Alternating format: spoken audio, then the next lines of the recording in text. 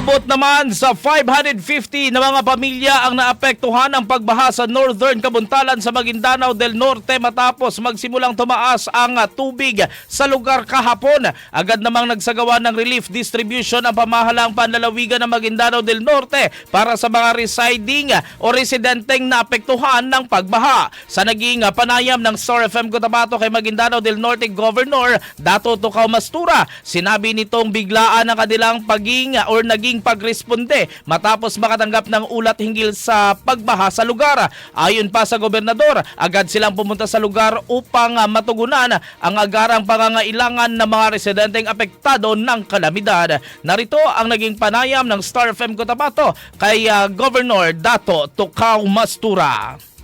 Actually, biglaan po itong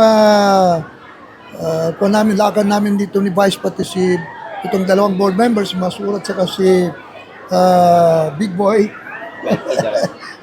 Keda, kasi po dito sa rush flood po dito.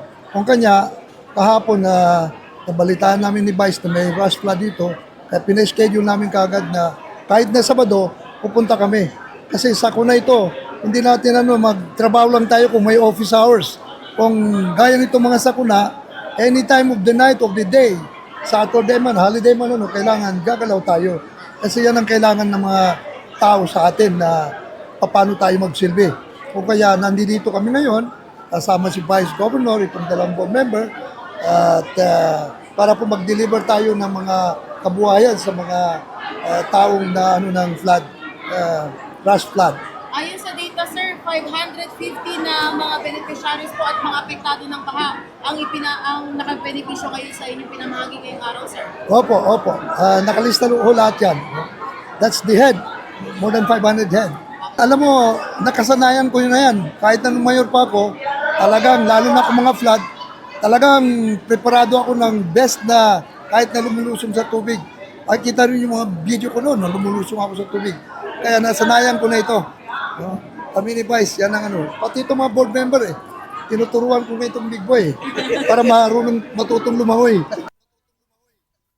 Si Maguindanao del Norte Governor Dato Tukaw Mastura. Samantala, sinabi naman ni Asidza Kasan na umabot hanggang baywang ang tubig sa labas ng kanilang bahay dahil sa pagbaha. Dagdag nito, nasa 3 ektarya ng kanilang pananim ang naapektuhan ng pagtaas ng tubig na nagdulot ng pangamba sa kanilang kabuhayan. Patuloy namang binabantayan ng mga lokal na otoridad ang sitwasyon sa lugar habang nagpapatuloy ang pagbibigay ng ayuda sa mga residenteng apektado ng pagbaha. Binabaha kami.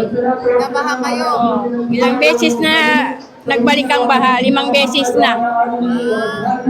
Kamusta ang bahay niyo, yung mga kapitbahay niyo? Kamusta po sila? Sira na siya. Sira na. Ma'am, gaano po kataas ang baha? Umapo sa kalsada. Lumapaw na po sa kalsada.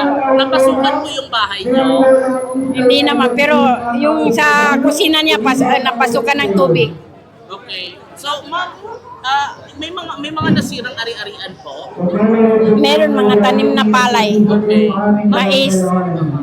Saan po? Ano po yung mga agriculture related po natin, ma'am? Ano po yung nasira? Palay lang, at saka mais.